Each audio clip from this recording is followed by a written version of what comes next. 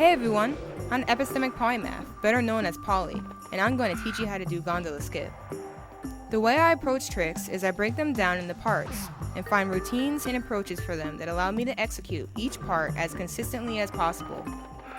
Gondola Skip is one of my favorite tricks in Jak and Daxter, and I'm going to have a great time breaking it down for you.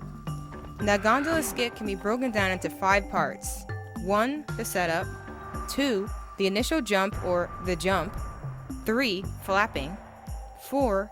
Aiming into the cave. And 5. Analyzing success. For each part, I will explain my process as quickly as possible and how I recommend you approach/practice it. At the end, I will show you how I recommend you practice the entire trick and show you some successful attempts.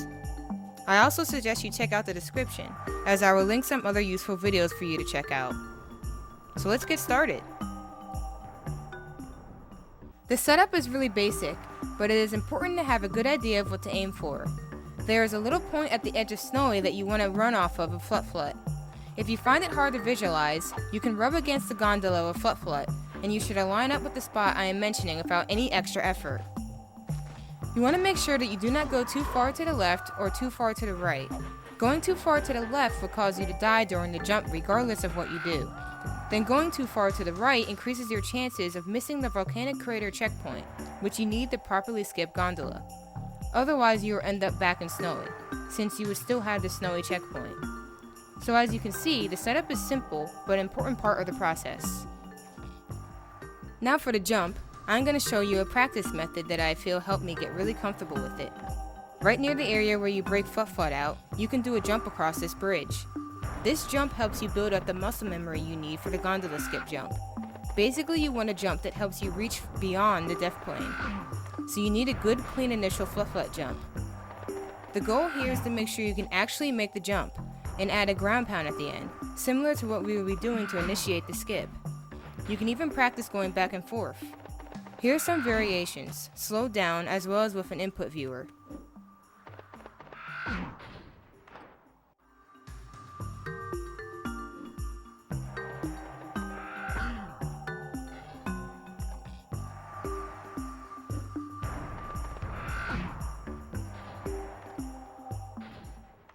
Next, we have the flapping. This part isn't too complicated, but it may be tricky hearing the individual flaps at first, so I hope to isolate that sound for you a bit. First though, I recommend you practice getting comfortable jumping and flapping here. You have a long way down, and it gives you enough time and distance to hear and visualize the flapping for flut-flut. To get the distance you need for gondola, you need at least 3.5 through 4 flaps. You can probably get it with 3 flaps as well, but I recommend to be safe going for 3.5 through 4. I usually just wait for 4 flaps.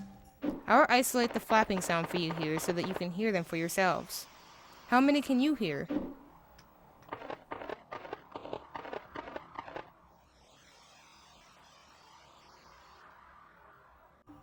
It is now time for the ground pound, or aiming into the cave part of the trick. This is probably one of the most important parts because if you aren't careful, so much can go wrong here, but I will keep it simple and tell you all you need to know. Now that you know the setup, can jump, and flap, it is time to put it all together. Now after the flapping, you are going to ground pound and hold back to the bottom left with the L stick. You do not need to even touch the R stick at all, and you will see the camera pull back and turn to face the cave. Now all you need to do is aim Jak directly for the cave, and hold forward on the L stick to push yourself into the cave. Ideally, you want to aim for this spot on this rock. I find it to be the safest and most reliable. Once you see Jak clip through the rock, hold forward to make sure that Jak and flut-flut land in the cave. Now we are on the final part of the trick, and it is time to take a look at some successful attempts. Don't forget to review the input viewer, as it can be very helpful. Landing in the cave is a good sign, but it doesn't necessarily mean that Gondola Skip was done successfully. This is because you can still miss the volcanic crater checkpoint on the way down. Remember, those screenshots from earlier? Thanks HSBlue, by the way. If your camera misses the checkpoint plane, you will still maintain the Snowy checkpoint. So make sure that when ground pounding, you pull back enough to pass through the checkpoint plane. An easy way to know you did this wrong is to check if when you land, you still hear Snowy Mountain music instead of volcanic crater music. If you don't have the game music on, you will unfortunately find out when you save or grab cells that trigger an autosave that you are still in Snowy Mountain. So make sure that you fully analyze the situation to make sure you did Gondola Skip successfully. My tip? Do it enough in practice to decrease the chances of it happening in runs.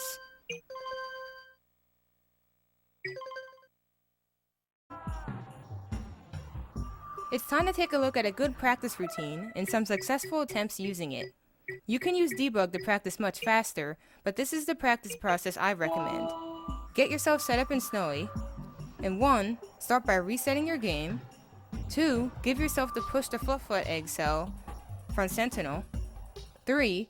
Do Red Sage cutscene skip. I have a tutorial for this as well if you need help with it. 4. Come back up to Snowy, making sure to take the path of the gondola to load Snowy in.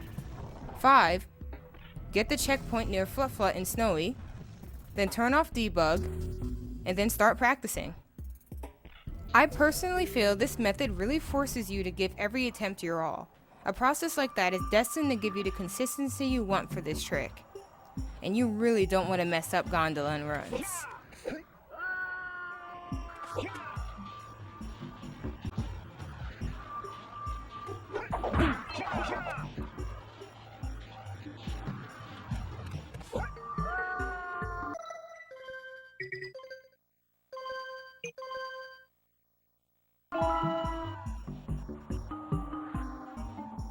Now it's time for the successful attempts utilizing the practice process I just shared with you. I will keep the sound high enough for you to hear that the trick was done successfully. In the meantime, I want to remind you all to check out the description for more helpful videos. The Jak community has a lot of helpful members, all making great content, and I think it is really helpful to view as many perspectives as you can, even on the same trick. Thank you so much for watching, and happy learning!